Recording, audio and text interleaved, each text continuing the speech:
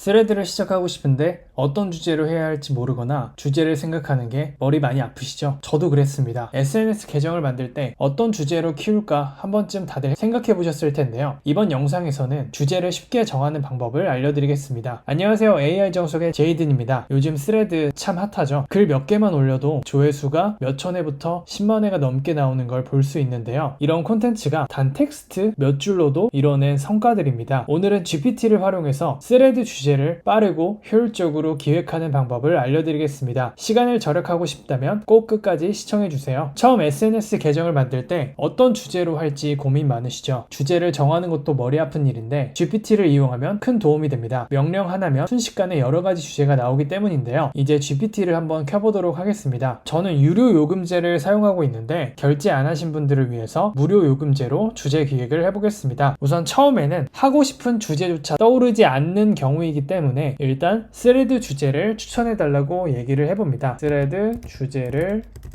추천해줘.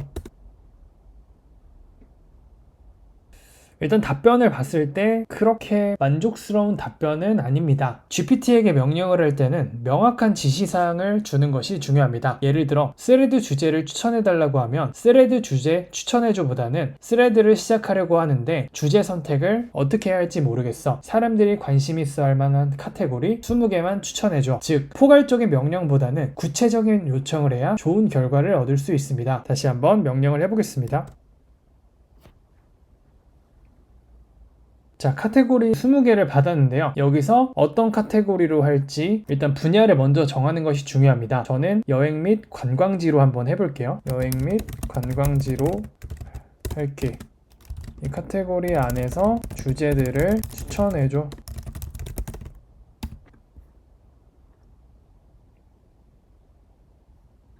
보시면 여행 카테고리 안에서도 이제 수많은 주제들이 있는데 이 하위 주제들을 선택을 하시면 됩니다. 저는 저렴하게 여행하는 팁에 대해서 한번 선택을 해볼게요.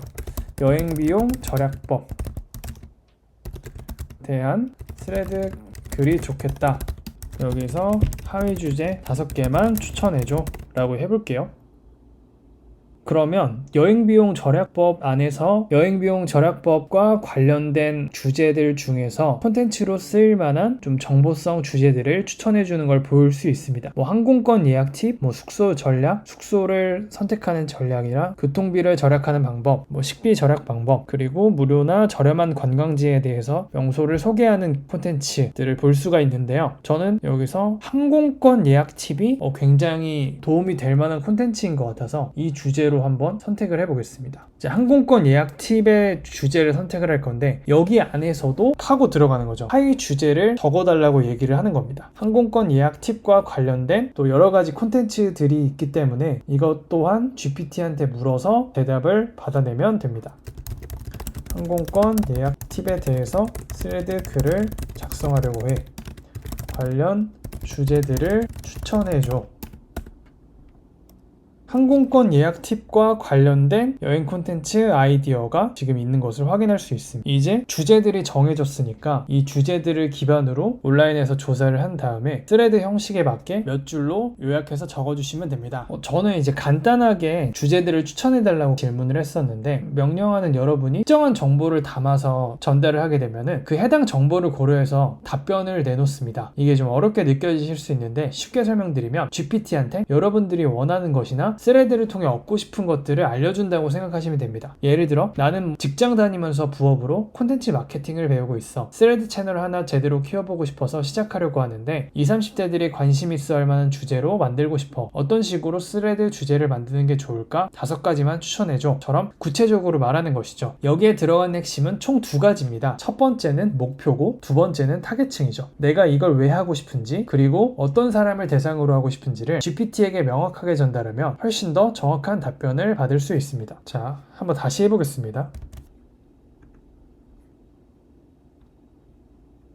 차이 느껴지시나요? 아까 같은 경우는 그냥 단순하게 카테고리만 나열을 했다면 이런 식으로 구체적인 정보, 부가적인 정보를 담아가지고 명령을 내릴 경우에는 GPT의 답변이 훨씬 디테일하게 바뀐 것을 알 수가 있습니다. 다시 정리해 보겠습니다. 처음에는 GPT한테 카테고리를 추천해달라고 얘기를 해보세요. 그리고 카테고리를 선택했으면 카테고리 안에서 주제를 선택하고 선택한 주제를 바탕으로 콘텐츠를 만들어 달라고 하면 됩니다. GPT를 사용하시면서 꼭 명심하셔야 될 점이 있습니다. 한 번에 원하는 결과를 얻기보다는 여러 번의 요청을 통해 결과를 다듬어 나가는 것이 좋습니다. 특히 한 명령에 너무 많은 정보가 들어가면 정확도가 떨어질 수 있으니 하나씩 단계별로 답변을 얻어보시는 걸 추천드립니다. 오늘은 GPT로 스레드 주제 쉽게 정하는 방법에 대해 알아보았는데요. 이제 GPT를 활용해서 머리 아프지 말고 더 효율적으로 해결해 보셨으면 좋겠습니다. 구독이랑 좋아요 잊지 마세요.